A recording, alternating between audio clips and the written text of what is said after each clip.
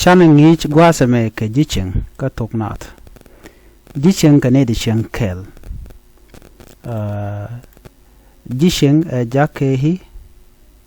ji ke shing shake i ke nga chal ke jicheng.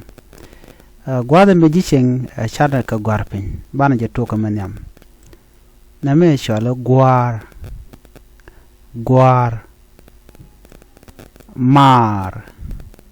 mar nyimar damar gada nyada gwandong mandong nara gwalen waida malen muguri jeno bi luon ken bika ngai tangwas ni dong de jin confuse ko tene ten want la confuse gwasamen mijiran jogo no gwar ramadan en dabi de wona me gwar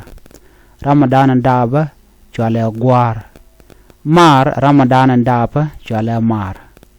nyimar ramadan en dab ko yekel man dun ko gwanduna kel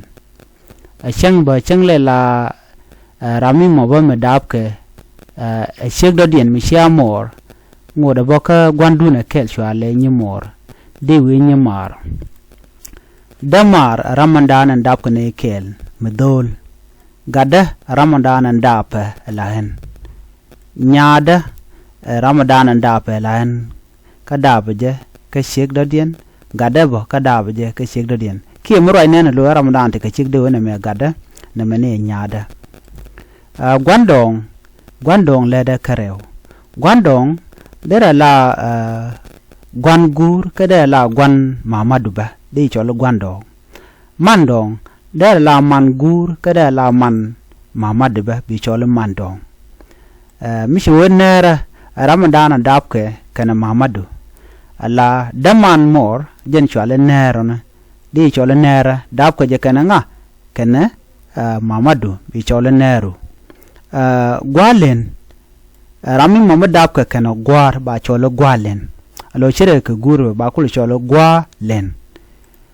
waida rami mo nyiman babadu cholo waida nyiman babadu ba cholo wai la kul la waida la ram dab ka kana gwar kel ka shek kenyal ba cholo waida malen ramadan dab ka kana mar ba choli malen na me da la jen ni da de kono kan gwasa me min lo jogbe ko jin bi kan ach gwar mar nyimar damar gada nyada gwandong mandong nera gwalen waida malen bantin ko ken bana kele ling kan ni ter diena bana kan nyak sana la me kaneti ko ken ke chuja pero jeno jin be subscribe ko mecha te ko mecha no re gwada me ba chwa mala shube keji ko to nat gor ko no bana jangach nyodo jagatin ko ken ko bi ke te ngany merong bana nyogo jek kam da dien bi atamal